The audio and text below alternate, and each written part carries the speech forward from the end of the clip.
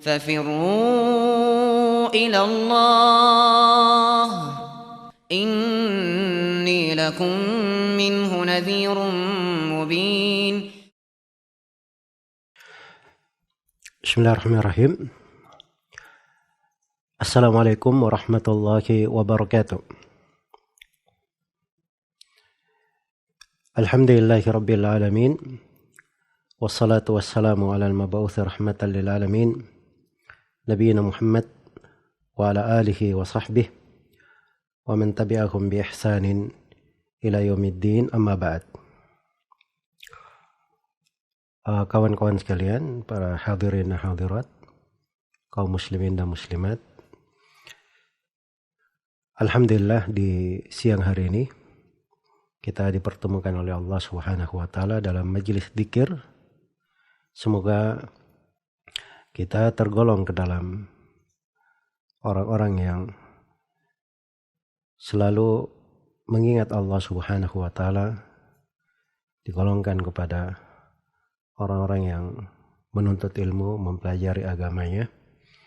Itu adalah pintu-pintu ketaatan yang sangat besar.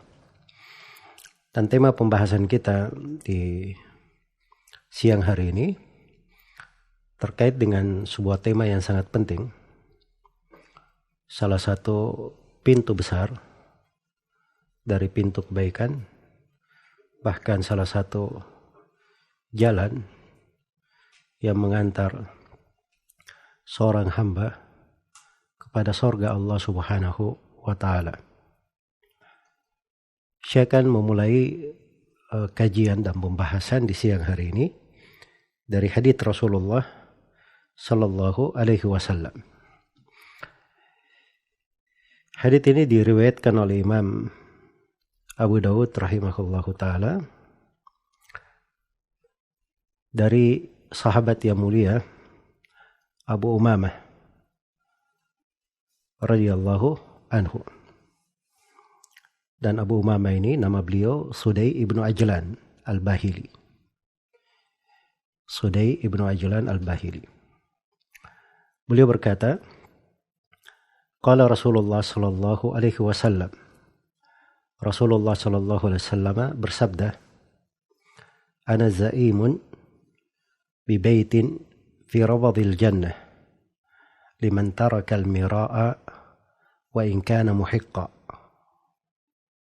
Dan Nabi sallallahu alaihi wasallam, saya menjamin sebuah rumah atau sebuah istana di pinggiran sorga bagi siapa yang meninggalkan mira, perdebatan, walaupun dia benar. Wa bi baitin fi wasatil jannah liman taraka al-kadhiba wa in kana mazihan. Kemudian kata Nabi, dan saya juga menjamin sorga, menjamin sebuah istana di pertengahan sorga bagi siapa yang meninggalkan kedustaan, walaupun dia bercanda, walaupun sekedar bercanda. Wa bi baitin fi a'lal jannati liman hasuna khuluquh. Liman hasuna khuluquhu. Kemudian kata Nabi sallallahu alaihi wasallam, dan saya menjamin sebuah istana di sorga yang paling tinggi bagi siapa yang sangat baik akhlaknya. Hadits ini disahihkan oleh Imam An-Nawawi di kitab Riyadhus Shalihin dan dihasankan isnadnya oleh Syekh Al-Albani rahimahullahu ta'ala. Dan semoga Allah merahmati seluruh ulama kaum muslimin. Di hadits yang mulia ini terdapat kandungan-kandungan yang sangat besar. Dan ini 3 perkara oleh Nabi sallallahu alaihi wasallam bukan sembarangan. Dijamin sorga. Sebab bahasanya itu ana zaimun. Saya menjaminnya. Saya yang bertanggung jawab. Iya. Biasanya kita kalau di muamalah dunia, kalau misalnya ada yang berhutang misalnya, atau orang lain berhutang, kemudian kita menolong orang yang berhutang ini, kita katakan saya menjamin orang ini membayar hutangnya. Itu artinya kalau orang ini masalah dia tidak bisa menunaikan hutangnya, itu saya yang bertanggung jawab, kita yang menjaminnya. Atau kita menjanjikan sesuatu, kemudian kita katakan saya menjamin akan diberi begini. Artinya jaminan tersebut tanggung jawab penuh kepada orang yang menjaminnya. Dan di sini bukan sembarangan ya. Rasulullah SAW yang menjamin dengan sebuah rumah di sorga. Dan di sini ada 3 tingkatan, 3 amalan. Dan 3 amalan ini kalau dilihat secara keseluruhan, subhanallah, tidak terlepas dari akhlak yang mulia. Yang pertama, rumah atau istana di pinggiran sorga. Yang kedua, istana di tengah sorga. Dan yang ketiga, istana di sorga yang paling tinggi. Di sorga yang paling tinggi. Adapun derajat yang paling bawahnya, istana di pinggiran sorga, ini bagi liman taraka al-mira wa in kana muhiqqa. Bagi siapa yang meninggalkan mira, berdebat tanpa manfaat. Ini kadang ada pembicaraan, perseteruan, tidak ada manfaatnya, tidak ada faedahnya. Iya, hanya sebagian orang keras kepala misalnya, dia benar di situ. Dia tahu dirinya benar. Dia tinggalkan hal itu. Dia tinggalkan hal tersebut. Maka ini dijamin oleh Nabi Sallallahu Alaihi Wasallam untuknya istana di pinggiran surga. Iya. Dan ini bagian dari akhlak yang mulia. Bagian dari akhlak yang mulia. Karena itu sifat dari orang-orang yang beriman. Wa idza sami'ul lagwa a'radu an. Apabila mereka mendengarkan hal yang sia-sia, mereka berpaling darinya. Yaitu sifat dari ibadur rahman yang disebutkan di akhir surah Al-Furqan. Kemudian yang kedua, sorga pertengahan, istana di pertengahan sorga. Itu bagi siapa? Liman tarakal kadhiba wa in kana mazihan. Orang yang meninggalkan dusta, pembicaraan tidak benar, walaupun dia sekedar bercanda, bermain-main. Iya. Maksudnya dia betul-betul jujur kalau berucap. Main-main pun dia nggak mau dusta. Sebab kadang ada orang ya di pembicaraannya dengan manusia sudah berucap gitu kayak serius, ujungnya dia berkata, oh saya cuma bercanda, saya cuma main-main. Nah, orang yang meninggalkan hal yang seperti itu, ini dijamin untuknya oleh Nabi Sallallahu Alaihi Wasallam istana di tengah sorga. Dan ini juga bagian dari akhlak yang mulia. Karena itu telah syah dari Nabi Sallallahu Alaihi Wasallam dalam hadits riwayat Bukhari dan Muslim, kata beliau, alaikum bis sidq, fa inna as-sidqa yahdi ilal bir, wa innal birra yahdi ilal jannah. ولا يزال الرجل يصدق حتى يكتب عند الله صديقا. Hendaknya kalian berlaku jujur. Hendaknya kalian berlaku jujur. Karena kejujuran itu mengajak kepada kebajikan. Dan kebajikan itu mengajak kepada sorga. Dan seorang hamba terus-menerus dia berlaku jujur sampai dia tercatat di sisi Allah sebagai seorang yang siddiq. Sebagai seorang yang siddiq. Sebaliknya Nabi mengingatkan, wa iyyakum wal kadhiba, fa innal kadhiba yahdi ila al fujur, wa innal fujura yahdi ila an-nar. Wa la yazalu ar-rajulu yakdhibu hatta yuktaba indallahi kadzdzaba. Hendaknya kalian hati-hati dari dusta, karena dusta itu mengajak kepada kefajiran. Dan kefajiran itu mengajak kepada neraka. Dan terus-menerus seorang itu berdusta hingga dicatat di sisi Allah sebagai seorang pendusta. Iya. Karena itu dari jaminan Nabi Sallallahu Alaihi Wasallam bagi siapa yang meninggalkan kedustaan, walaupun dia sekedar bercanda, itu diberi untuknya rumah di pertengahan sorga. Jadi yang dusta bercanda saja dia tinggalkan, apalagi dusta benaran. Apalagi dusta benaran. Baik, kemudian yang ketiga, Ini tema dan inti pembahasan kita di sini. Kata Nabi sallallahu alaihi wasallam, "Wa bi baitin fi a'lal jannah." Dan saya menjamin istana di sorga yang paling tinggi. Liman hasuna khuluquhu. Bagi siapa yang akhlaknya itu sangat baik. Orang yang sangat baik akhlaknya. Ya, hasuna ini itu menunjukkan makna ketinggian akhlak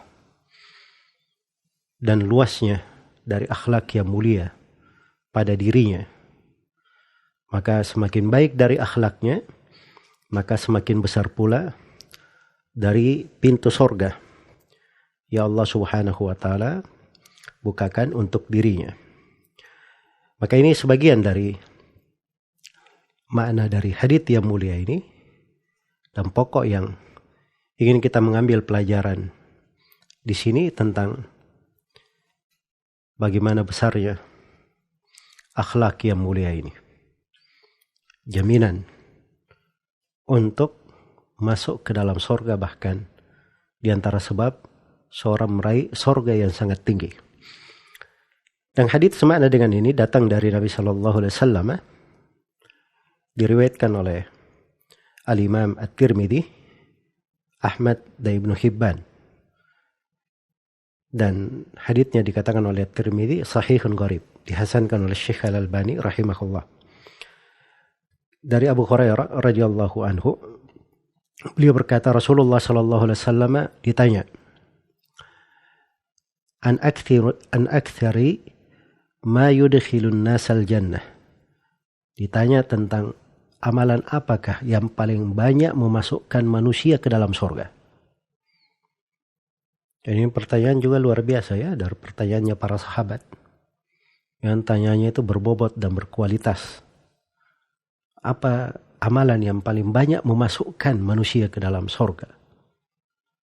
Ini harusnya menjadi cita-cita kita. Semangat besar untuk meraih surga. Karena dunia ini sementara. Dunia ini hanya tempat persinggahan. Dan yang kita cari sebenarnya adalah kedudukan kita dan tempat tinggal kita di negeri kekal abadi, di negeri akhirat. Iya, maka pertanyaannya para sahabat itu, amalan apa yang paling banyak memasukkan manusia ke dalam surga? Maka Nabi Shallallahu Alaihi Wasallam menjawab, taqwallah wa husnul khuluq. Ketakwaan kepada Allah dan baiknya akhlak. Baiknya akhlak. Subhanallah. Dua perkara yang mengumpulkan segala jenis kebaikan. Itulah takwa dan itulah akhlak yang mulia. Takwa dimaklumi ya, takwa itu adalah menjalankan segala yang diperintah, meninggalkan segala yang dilarang. Dan husnul khuluq juga mencakup seluruh agama. Mencakup seluruh agama. Kita akan terangkan nanti cakupan dari akhlak yang mulia ini. Betapa luasnya dan banyaknya dari kandungan akhlak yang mulia ini. Iya. Maka di antara sebab yang memasukkan ke dalam surga adalah akhlak yang mulia. Selain daripada itu, akhlak yang mulia ini punya keutamaan-keutamaan lain. Saya akan bacakan beberapa dari keutamaan akhlak yang mulia ini. Dan ketinggian akhlak untuk seorang hamba. Di antara keutamaannya bahwa akhlak yang mulia ini itu adalah sebab seorang hamba dicintai oleh Allah Subhanahu wa taala. Sebab seorang hamba dicintai oleh Allah Subhanahu wa taala. Iya. Dan ini telah datang dari Nabi sallallahu alaihi wasallam, dan penerapan pada setiap akhlak yang mulia itu ada sejumlah akhlak dalam Al-Quran disifatkan itu adalah sebab Allah mencintai seorang hamba dengannya. Dari hadits Nabi Sallallahu Alaihi Wasallam meriwayatkan, atau Nabi Sallallahu Alaihi Wasallam bersabda dalam hadits riwayat Al-Hakim, beliau berkata, ahabbu ibadillahi ilallahi ahsanuhum khuluqa. hamba-hamba Allah yang paling dicintai oleh Allah adalah orang yang paling baik akhlaknya. Adalah orang yang paling baik akhlaknya. Dan di dalam Al-Quran Allah berfirman, innallaha yuhibbul muhsinin. Allah cinta kepada orang-orang yang berlaku ihsan, berbuat baik. Itu dari akhlak yang mulia. Allah mencintainya. Wallahu yuhibbus sabirin. Allah cinta kepada orang-orang yang bersabar. Itu dari akhlak yang mulia. Ya. Innallaha yuhibbul muqsitin. Allah cinta kepada orang-orang yang berlaku adil. Dan itu banyak ya penyebutan kecintaan Allah Subhanahu wa taala kepada sejumlah pelaku amalan, dan amalan-amalan itu bersumber dari akhlak yang mulia. Bersumber dari akhlak yang mulia. Karena itu akhlak yang mulia adalah sebab kecintaan Allah Subhanahu wa taala untuk seorang hamba. Nah itu jangan meremehkan ya, memperbaiki akhlak kita. Iya. Mungkin dengan sebab kita ketika berjumpa dengan teman-teman di kantor, di tempat kerja, kita tersenyum. Dan senyum itu dari akhlak yang mulia. Mungkin dengan satu senyuman itu merupakan sebab kita dicintai oleh Allah Subhanahu wa taala, ditinggikan derajatnya dengan akhlak yang mulia.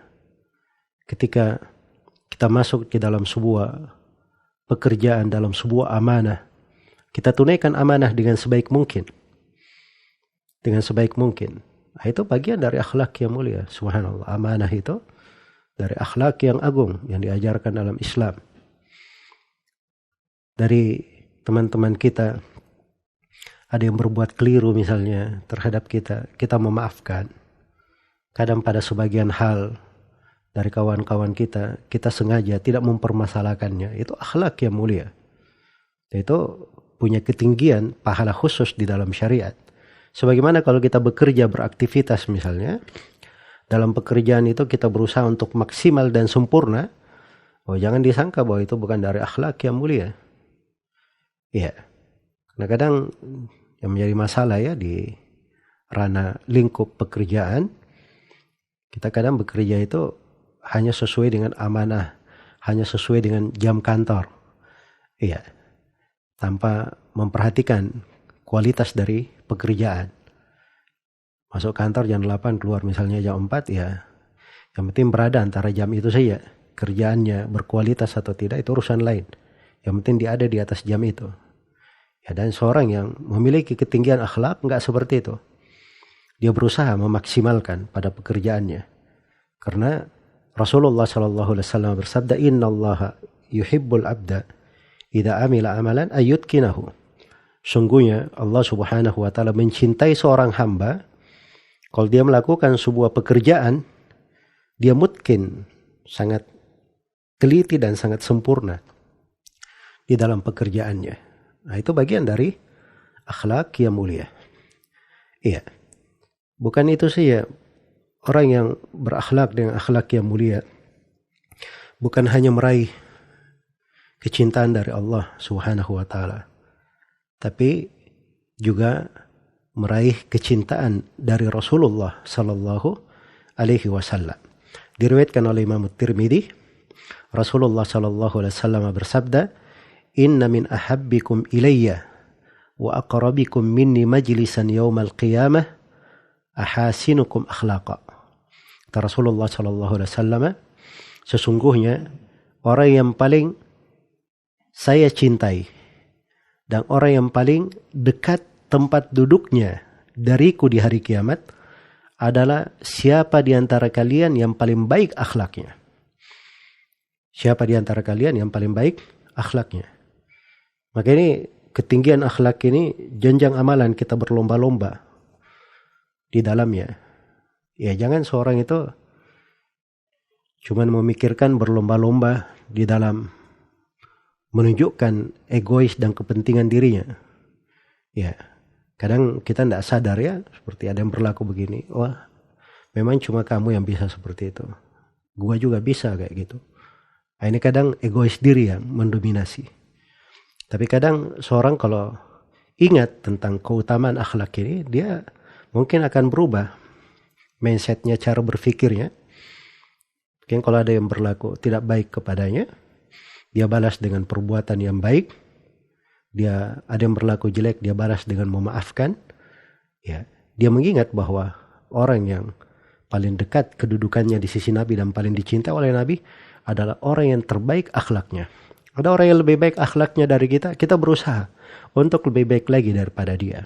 Nah, itulah perlombaan menuju kepada ketaatan, menuju kepada sorga. Itu ciri para penghuni sorga.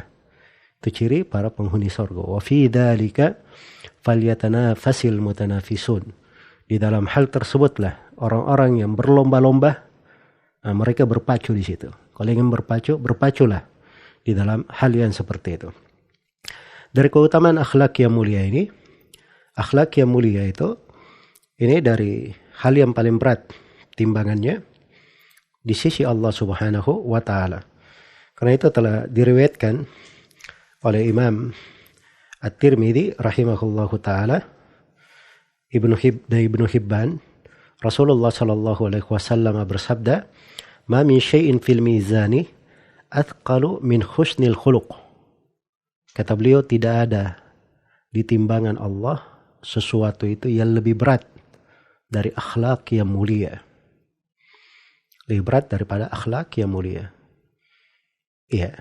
Ya, kalau kita ingat tentang timbangan ini kita harusnya menyadari setiap dari kita itu akan ditimbang dari amalan-amalannya. Wal waznu yawma idinil haqq. Allah menegaskan timbangan pada hari kiamat itu adalah kebenaran. Adalah hal yang benar adanya akan terjadi. Wa nada'ul mawazin al-qista li yawmil qiyamah fala tudlamu nafsun syai'a wa in kana mithqala habbatin min khardalin ataina biha wa kafa bina hasibin. Dan kami letakkan timbangan-timbangan keadilan pada hari kiamat. Maka tidak satu jiwa pun yang terdolimi. Walaupun amalannya hanya seberat biji sawi, akan didatangkan amalan itu, ditimbang. Allah menegaskan, cukuplah kami sebaik-baik yang menghisap. Iya. Maka kita harus pikirkan timbangan ini. Apa yang memberatkan timbangan kebaikan kita di sisi Allah Subhanahu wa Ta'ala. Ya, jangan menyepelekan ya, seorang masuk ke rumahnya, dia tersenyum kepada anak-anak dan istrinya, dia berbaik akhlak kepada keluarganya, kemudian bertutur kata yang lembut kepada anak-anaknya, melihat dari keperluan agamanya, ibadahnya, pendidikannya, apa yang layak baginya, agar supaya dia jalankan tugasnya sebagai kepala rumah tangga. Ya ayyuhalladzina amanu qu anfusakum wa ahlikum nara. Wahai orang-orang yang beriman, jagalah diri kalian dan keluarga kalian dari api neraka. Nah, jangan remehkan dari hal tersebut. Nah, ini kadang memang dalam kehidupannya seperti itu. Kadang kalau kita ketemu dengan kawan-kawan di kantor, apalagi rekan-rekan bisnis, atau ketemu dengan orang lain, Masya Allah, pembawaannya bagus, ya ketemunya senyum. Tapi kalau masuk ke rumahnya, ya mungkin lebih sangar daripada singa, lebih ditakuti daripada hal yang sangat menakutkan. Nah, ini bukan dari akhlak yang mulia, tapi kita perhatikan dari kandungan akhlak itu, ketinggian akhlak itu, timbangan yang berat di sisi Allah Subhanahu wa Ta'ala. Dan juga dari keutamaan akhlak yang mulia ini, akhlak yang mulia itu akan menyebabkan seseorang itu dilipat gandakan pahala dan balasannya. Diriwayatkan oleh Imam Abu Daud, Ahmad dan Al-Hakim, Rasulullah sallallahu alaihi wasallam bersabda, "Innar rajula la yudriku bi husni khuluqihi darajati qa'imil laili wa sha'imin nahar." Sungguhnya seorang lelaki itu dengan akhlaknya yang mulia, dia akan mencapai derajat orang yang selalu sholat di malam hari dan orang yang selalu puasa di siang hari.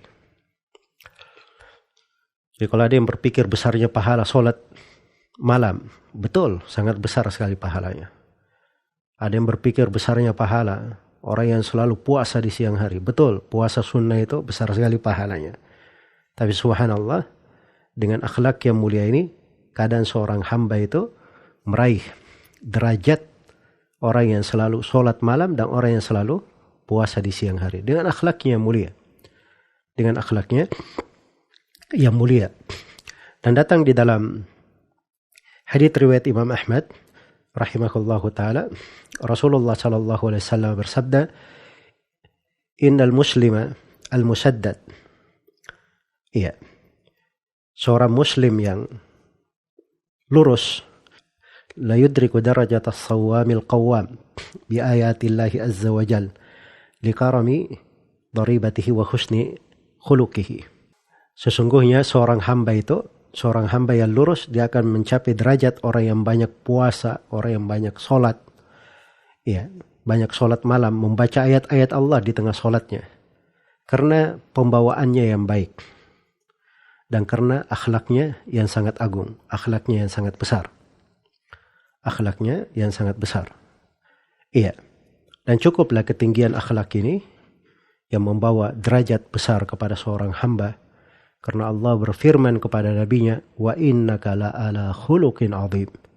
Sungguhnya engkau Nabi Muhammad di atas akhlak yang sangat besar. Jadi berbagai ketinggian derajat yang diberikan kepada nabinya, pahala yang tidak pernah terputus. Ya, itu di tengah pensifatan bahwa beliau itu berada di atas akhlak yang sangat besar. Berada di atas akhlak yang sangat besar. Dan akhlak yang sangat baik ini pula sebab yang memasukkan atau merupakan amalan yang paling baik yang dilakukan oleh seorang hamba. Ya, jadi selalu saya ingatkan bahwa jangan mengira ketaatan itu cuman dalam masalah sholat malam, puasa sunnah, bersedekah, ya, atau ketaatan-ketaatan yang zahir yang kita lihat. Tapi ada ketaatan dalam bentuk akhlak yang mulia. Dalam bentuk akhlak yang mulia. Bahkan dikuatkan oleh Syekh Al-Albani dalam hadits riwayat Imam Ahmad bahwa Rasulullah sallallahu alaihi wasallam pernah berkata kepada Abu Dzar Al-Ghifari radhiyallahu anhu, "Ala adulluka ala khaslataini huma akhaffu 'ala adh-dhahr wa athqalu fil mizan min ghairihima." Inginkah engkau saya tunjukkan sesuatu? Inginkah saya tunjukkan sesuatu? Sesuatu ini lebih ringan di atas punggung. Maksudnya gampang, bebannya enggak berat. Tapi dia sangat berat di timbangan Allah Subhanahu wa taala. Kata Abu Dzar, "Bala ya Rasulullah." Tentu ya Rasulullah. Kata Nabi sallallahu alaihi wasallam kepada Abu Dzar, "Alaika bi husnil khuluq wa tulis samt." Hendaknya engkau selalu berakhlak yang baik. Dan panjang diammu. Yang panjang diammu, dia tidak berucap hal yang tidak benar, hal yang tidak bermanfaat. Iya. Kemudian Nabi bersumpah, "Fawalladhi nafsu Muhammadin biyadih." Demi Allah yang jiwa Nabi Muhammad berada di tangan Allah, ma amilal khalaiq bimithlihuma. Ma amilal khalaiqu bimithlihima. Tidaklah makhluk itu beramal dengan amalan yang lebih besar daripada akhlak yang mulia ini. Kemudian dari keutamaan akhlak yang mulia itu adalah sebab bertambahnya umur dan sebab kelapangan rezeki. Iya, sebab kelapangan rezeki. Karena itu di dalam hadits riwayat Imam Ahmad, Rasulullah sallallahu alaihi wasallam bersabda, "Husnul khuluq wa husnul jiwari ya'muranid diyar wa yazidani fil a'mar."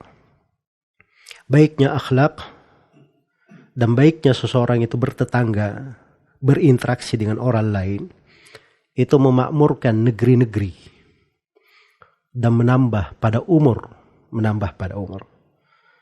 Karena itu seorang muslim, apalagi dia penuntut ilmu, orang yang sudah kenal sunnah, itu biasanya lebih baik keadaannya ketika dia hidup sebagai seorang warga negara.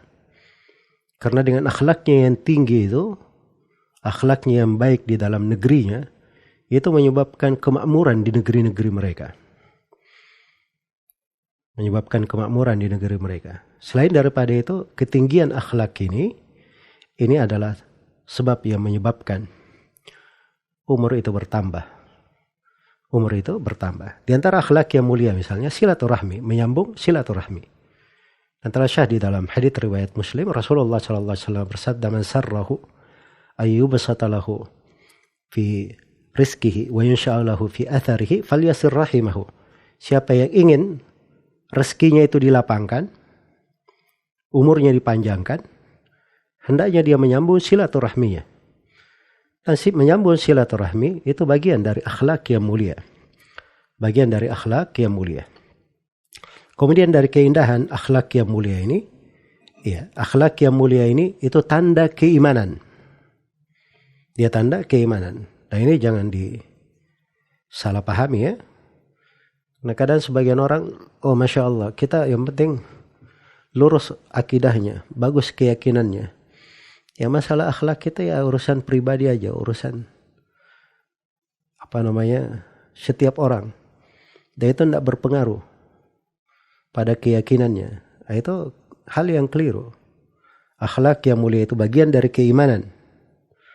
Bagian dari manhaj seorang muslim. Karena itu di dalam hadits riwayat At-Tirmidzi dari Imam Ahmad dari Abu Hurairah radhiyallahu anhu, Rasulullah sallallahu alaihi wasallam bersabda, "Akmalul mu'minina imanan ahsanukum khuluqa wa khiyarukum linisaihim." Kata Nabi sallallahu alaihi wasallam, mukmin yang paling sempurna imannya itu adalah mukmin yang paling baik akhlaknya. Dan orang yang terbaik di antara kalian adalah siapa yang paling baik terhadap keluarganya. Nah, itu bagian dari akhlak juga. Dapat predikat yang terbaik. Ya, sebagaimana seorang yang paling baik akhlaknya itu adalah yang paling sempurna keimanannya. Karena itu jangan heran ya, kalau kita baca buku-buku akidah para as-salaf, buku-buku akidah yang merupakan sumber keteguhan di atas sunnah dari masa dahulu, ya, hingga belakangan, itu para ulama memasukkan pembahasan-pembahasan tentang akhlak di pembahasan akidah.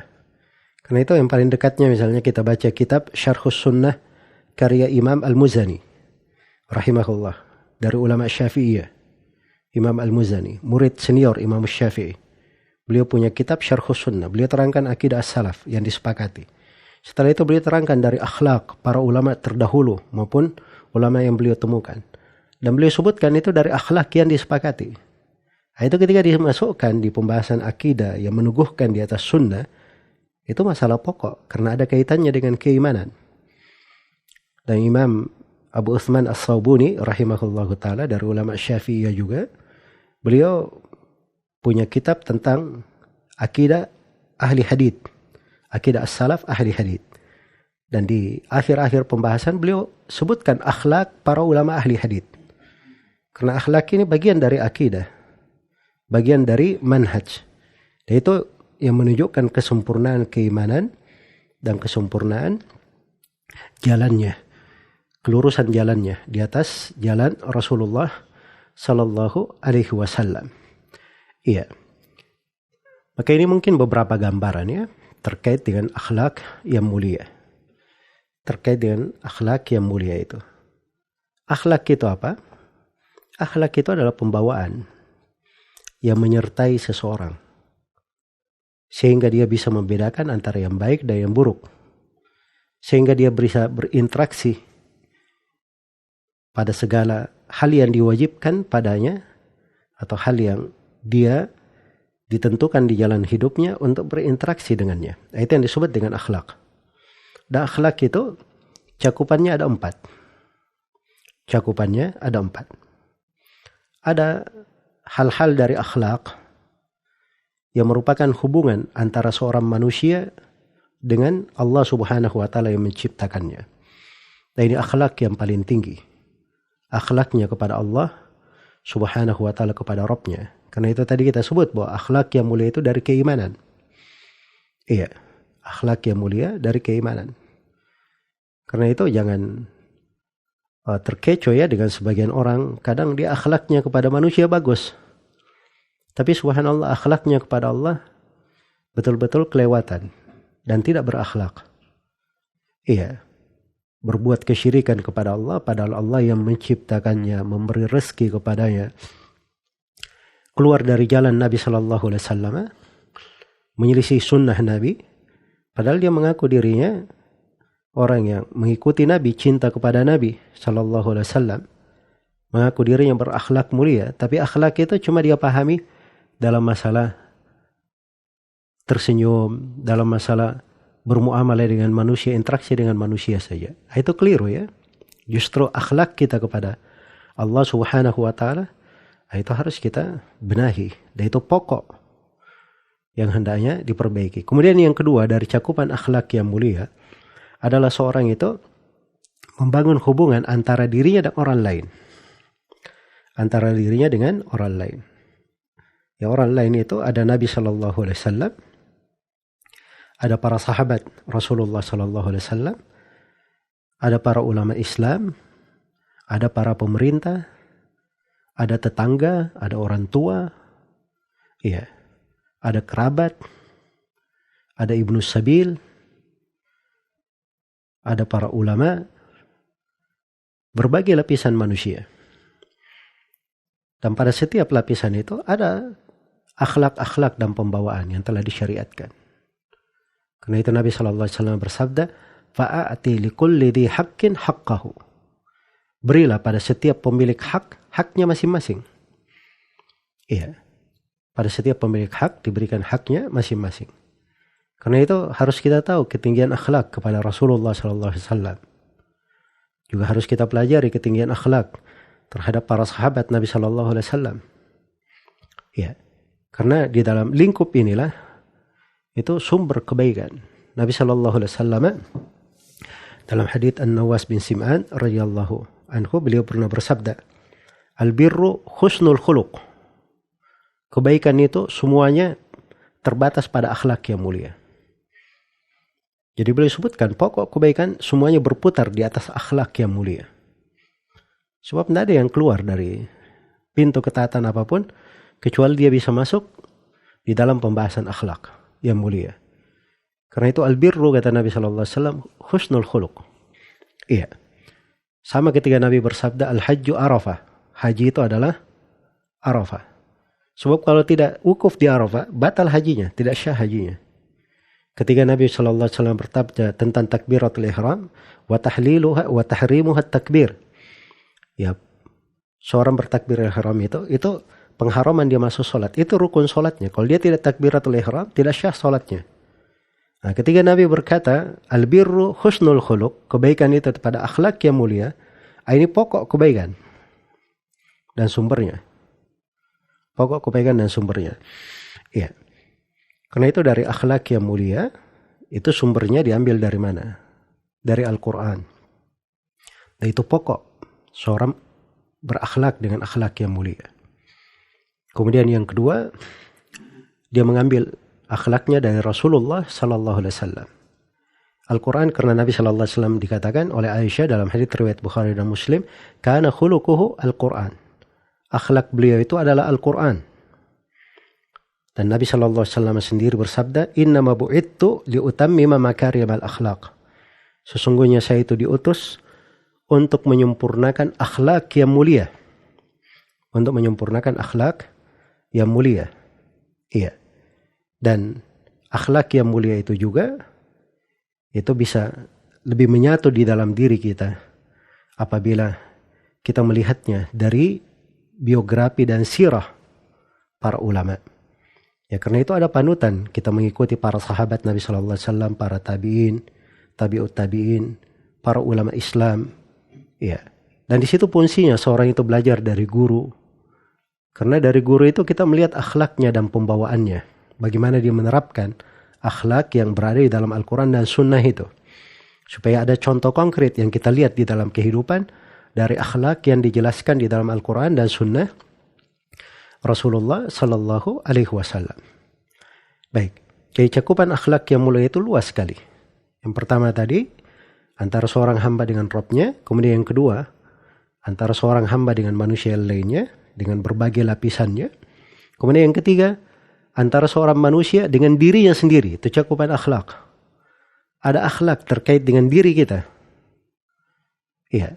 Bagaimana kita membenahi jiwa kita, mendidiknya, melatihnya untuk belajar menuntut ilmu, untuk beramal dengan amalan saleh, mendakwakan kebaikan, bersabar di atas seluruh hal tersebut. Itu jenis dari akhlak-akhlak yang mulia. Kemudian yang keempat, dari cakupan akhlak yang mulia, itu adalah hubungan antara seorang manusia dengan selain daripada 3 yang disebutkan. Karena ada akhlak Islam terhadap hewan-hewan. Ya, jangan dianggap sepele ya. Kadang seorang itu berbuat baik kepada makhluk bernyawa, itu menjadi sebab dia mendapatkan sorga. Seperti perempuan yang kisah yang masyhur ya dalam hadits riwayat Bukhari dan Muslim, seorang perempuan pezina di masa Bani Israel, dia memberi minum seekor anjing, masuk sorga. Karena hal tersebut diampuni dosa-dosanya, dimasukkan ke sorga. Dan diterangkan juga dalam hadits riwayat Bukhari dan Muslim, seorang perempuan disiksa karena seekor kucing. Dia kurung, tidak dia beri makan, tidak dia pula lepaskan. Akhirnya dia disiksa karena hal tersebut. Ya, maka terhadap makhluk hewan pun itu kita diperintah untuk berbaik akhlak. Bahkan terhadap benda-benda mati pun umat Islam itu diperintah untuk berakhlak yang mulia. Jangan dia berbuat kerusakan di atas muka bumi. Wala tufsidu fil ardi ba'da islahiha. Jangan kalian berbuat kerusakan di atas muka bumi. Iya, karena itu orang yang punya akhlak yang mulia itu, dia bagus hubungannya pada lingkungannya, pada negeri yang dia pijak, ya, pada hal-hal yang merupakan fasilitas umum. Dia tidak menyebabkan gangguan terhadap manusia. Dan ini semuanya pada setiap poinnya itu subhanallah adalah pembelajaran dari berbagai akhlak yang mulia. Pelajaran dari berbagai akhlak yang mulia. Dan ini pembahasan kita tentang akhlak ini luar biasa ya, pembahasan yang sangat luas sebenarnya. Ya, tapi mudah-mudahan apa yang saya terangkan di waktu ringkas ini cukup sebagai gambaran untuk kita semua. Bahwa subhanallah, ketika Nabi SAW menjamin bibaitin fi a'lal jannah liman hasuna khuluquh, saya menjamin sebuah istana di sorga yang paling tinggi bagi siapa yang baik akhlaknya. Terlihat dari uraian ringkas itu betapa luasnya pintu-pintu ketaatan di dalam pembahasan akhlak yang mulia.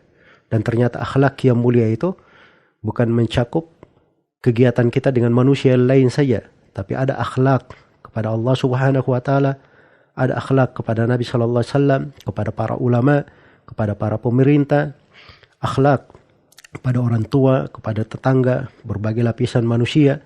Ada akhlak terhadap diri kita sendiri, ada akhlak terkait dengan hewan-hewan, akhlak terhadap bumi yang kita pijak.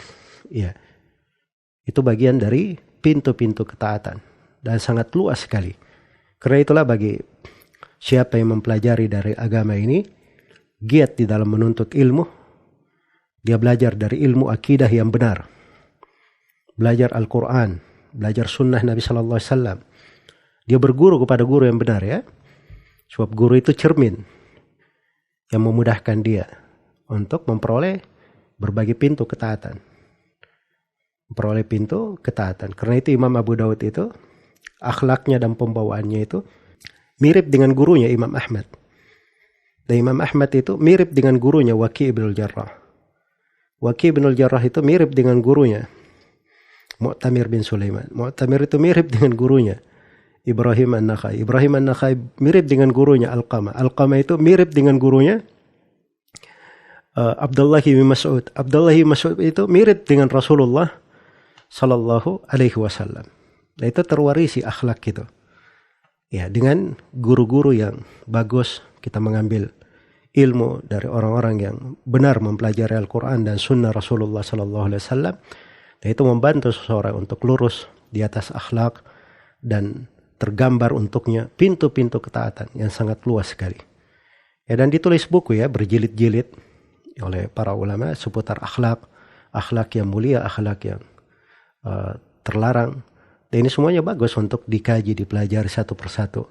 Karena pada setiap untaian akhlak yang mulia itu terdapat pintu-pintu surga secara terperinci di dalamnya.